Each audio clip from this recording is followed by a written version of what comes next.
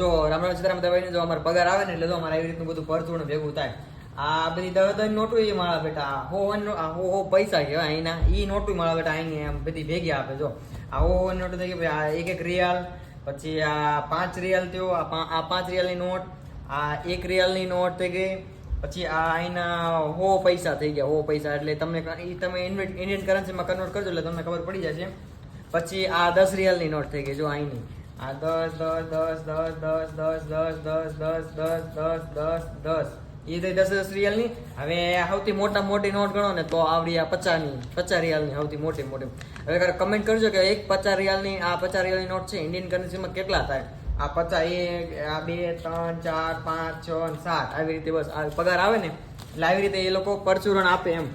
એટલે આવું એક એન્વેલપ આવે એન્વેલપમાં એ લોકો ભરીને આપે એમ. પણ હવે સિસ્ટમ બદલી ગઈ છે, એ બેંક એકાઉન્ટમાં જ આપે છે ડાયરેક્ટ. એટલે મારે જો